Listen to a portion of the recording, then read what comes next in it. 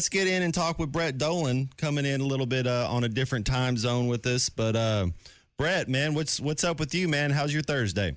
Well, not too bad. We got a rare weekend on campus where the baseball team and the softball team are gone. So I don't know exactly what to do with myself because we're used to one or both. But we're just kind of soaking it up now this week. Our rare respite from the chaos of spring sports. I love it. I love it. Well, let's talk a little baseball, then we'll get into a little of this NFL draft. So the Hogs, the sky's not falling. You think the last couple weekend series with the Hogs, it hasn't necessarily gone the way they want it to. It's not the end of the world, though. How do you see this Hog team? Like if you were to evaluate them and say, hey, man, this is something they do really well, and then this is something they need to get better at if they want a chance to win at Omaha.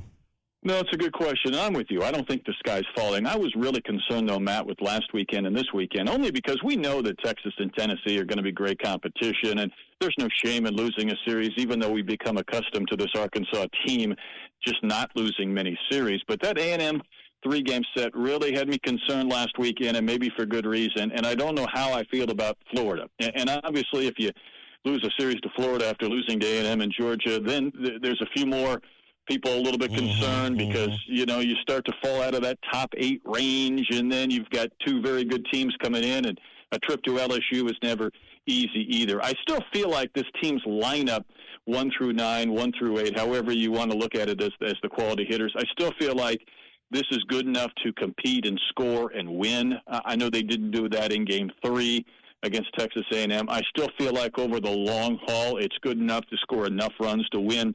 My one concern as of late, and I hope it's remedied this weekend, it's just kind of that up and down nature of baseball, is that they had 9 different pitchers give up at least 1 earned run this past weekend, and that feels like a really high number.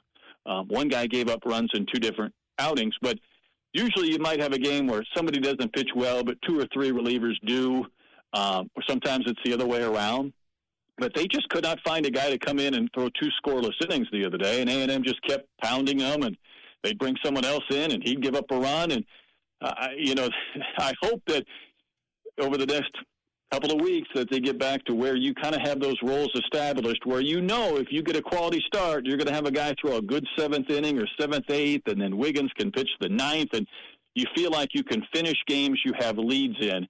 And that's just a little bit of my concern right now. They just have given up a few too many runs out of the pen in the last couple of weeks. And I think that's magnified then when you're not scoring 9 or 10 runs a game. When you're in these 5-4, 4-3, 7-6 type games, everything matters, whether it's scoring a couple of extra runs or keeping the opponents from doing likewise. No, confidence is key, and it's contagious, and it just kind of takes one series to kind of get over that hump again and start believing. I'm with you there. Hey, I want to talk about our shortstop for a little bit, and Phil had brought up he had been put on the short list. Is it Brooks Holloway? I'm trying to think who the shortstop for the college award is. I think it's Brooks Wallace. Brooks Wallace. Okay, there we go. Well, hey, what are your thoughts on him and his game? Because I asked Phil, I said, is he the best offensive shortstop and the best defensive shortstop in the game right now in both those cases? Because sometimes you get the other way. It's like, man, this guy can really hit, but he's not as good in the field, or man, he's a great fielder, but we got to bat him 9th. What are your thoughts on our shortstop? Well, it's a great way to frame that question because I think you're right. The combination of both defense and offense has been amazing. To me, his ability not to have the dips that we just talked about, where he's consistently been good defensively, if not elite. He's been really good offensively without that stretch where maybe you go 1 for 15, and I hope I'm not talking this into existence, so I'm knocking on something right now. But I think the one thing, Matt, is that what we can't do is that at the end of the year, if we say, why isn't he a first-team All-American or why isn't he a second-team All-American, it's the one thing I want to talk people off the ledge, because if there's top 10 or top 15 college guys in the game, 6 or 7 of those might be shortstops. Mm-hmm. I think the way to look at it is, to me, he's gone from maybe a second or third round draft pick to maybe a second round to a late first round to maybe a middle of the first round pick. And we keep in mind where Hagen Smith was drafted last year in the top handful of picks. Vahiva has that chance to be in the top 10 or 15 picks, which puts you in that category where we know how good Hagen was last year. And Vahiva's doing something similar from an offensive or position player standpoint. To me, I think that is is how we're going to judge him, not whether he's a first-team All-SEC or first-team All-American because of the other shortstops we don't see at Wake and at Florida State and whatnot. But my goodness, he has been so good, and he has been so consistent in a game where it's hard to be consistently good week in and week out. No, it's like his center of balance is always fine. It's like he always kind of knows where he is, his awareness. I almost think he could play another sport if he wanted to. Like, he's just kind of a natural athlete. And before we get to the NFL draft, I'll ask you one more baseball question. Knowing this remaining Arkansas Razorbacks schedule, do the Hogs finish the season as a top 8 seed and get to host? I think so, Matt. And this is the weekend that I'm curious about. I think this weekend in LSU, I feel like they're going to be fine against Tennessee and Texas when you just kind of gear up for the best against the best. I think there's a little thought that Florida and even LSU are not elite from a record standpoint, but talent-wise, they're good. I feel like as long as there's not another stumble, I still look at them as a top 8 team. I don't even know if it's the worst-case scenario if they're 10th or 11th, because you still host your regional. You'd probably go to, hopefully, an ACC team to play a super, and you don't have to go to another SEC team to play a super, because that's going to be hard to get to Omaha if you have to go 1, 2 out of 3 on someone else's field in your league. I feel like they are right now. I hope I'm not wrong with that. But obviously they have to play better than they did against Texas A&M. Yeah, the opportunity's there. They go earn it. And I agree. I think the Hogs do have the talent. Speaking of talent, there's going to be a lot of talented guys drafted in the first round. NFL draft getting going this evening. I guess the first 32 picks. And I think they do the next 2 rounds on Friday, and then they finish on the weekend. They keep, it's like they almost keep changing the production of it every year. But I get it. TV time. But before we I want to talk a little quarterbacks with you, I guess. Well, is there, last year, Cam Ward, you got to see him play, and I like his arm. He's a lively arm. Last year, he was kind of around where Michael Penix was. So about the 9th pick in the draft is kind of what he was. And we know they reach on quarterbacks a little bit. Is Cam Ward, is he the consensus? Is Tennessee, you see them taking Cam Ward number 1 overall? I do, and Matt, it's one of those cases where if this was a deeper quarterback class, would he be the number 1 pick? I don't know. I feel like he's the best of the bunch of this year's group, and maybe it's a down year on quarterbacks, and obviously Tennessee is in a need of a QB, and they don't feel like trading that pick to try and load up on other spots. I feel like he's probably the safest pick of the quarterbacks, especially because of all the smoke and the fire around Shedeur Sanders, and whether he doesn't have the demeanor or the personality or even the stuff to be an effective quarterback at that top spot. But I think Cam's probably the guy you would go with.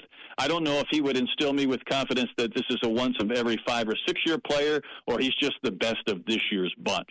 But I think if you're Tennessee, when you need a quarterback in a quarterback league, it's hard to pass when you have the number 1 pick and take somebody else. So I would imagine that'll definitely be the case for the Titans. All right, I'm going to ask you a couple different guys and kind of tell me what you think. So I see Dylan Gabriel's the 10th ranked quarterback on the draft board. Quinn Ewers is the 7th ranked quarterback right there.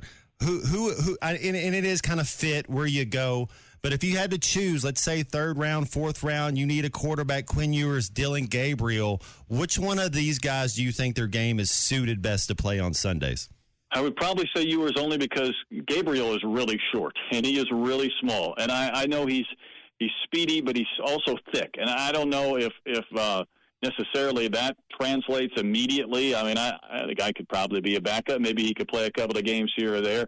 I just think from a frame standpoint, Ewers would probably win. And then Ewers has played in obviously some big games. And I've always looked at him as a guy, and I think, man, you probably do the same. He might make some throws that really have you shaking your head, and then he'll make a couple of big-time throws too. And we saw a little bit of that in the game in Atlanta where he had to make some plays or they were going to lose, and he did. I know we had a lot of conversation, and I think there's a lot of potential second-guessing based on the fact that he could have made a ton of money with one more year of eligibility to go to Notre Dame or go someplace else. And he wanted to be a pro guy, and he felt like he had done all he could do in the college ranks to this point. But it'll be interesting because there's certainly no guarantee in front of him as far as being a second quarterback on a roster next year or being in a position where maybe he could play. But I think probably the wealth of background would have me choose him over a guy like Gabriel. All right, last question, then we'll let you go here, Brett. Isaac Tesla, and this is two Arkansas guys, and Andrew Armstrong. Isaac Tesla goes and runs a 4.3, blows it out at the combine. Dude's going to get drafted, goes up to 17th on the wide receivers. Andrew Armstrong, best receiver on the team last year, one of the best receivers in the conference, led the SEC in receiving last year. They got him ranked at the 46th position. What am I missing? That's a big difference, isn't it? Doesn't it just feel like that's a wide gap? I just don't understand. It makes me think that maybe Armstrong's hurt or something because I sit there and I know you watched Armstrong play too. I watched both these kids play. Both of them have great hands. Both of them like to compete. How do you lead the SEC in receiving? And I don't understand it. And the one thing about this year's draft, Matt, and as I was just going through the first round, it doesn't lack some of the big names or sizzle. It's heavy on corners. It's heavy on some offensive linemen. It's heavy on receivers and tight ends. So I don't know if the overall list of receivers is just a bad year to be in that second tier of receivers because of the groupings or it's hard to differentiate maybe a little bit. It only takes one team to like you, and I hope for his case that there's one team that sees through or likes something that these others don't, that these people that are making these lists. But it does feel like there's a lot of guys in day 3 that you could pick from a wide receiver standpoint or a tight end standpoint to join your team. There's no shortage this year for sure. BetOnline is the world's most trusted betting platform and your number one source for all your sports betting action. Baseball season is in full swing, and we're into the home stretch for NBA. We're into the home stretch for NBA and NHL playoffs. BetOnline has more ways to stay in on the action with the latest odds, news, and scores, even live in-game betting while the games are being played. With the largest selection of odds on everything from the MLB, NHL, and UFC, BetOnline remains the number one online source for all your sports wagering information. In between games, head over to BetOnline Casino with all the top Vegas-style games, including poker and live casino. BetOnline, the game starts here.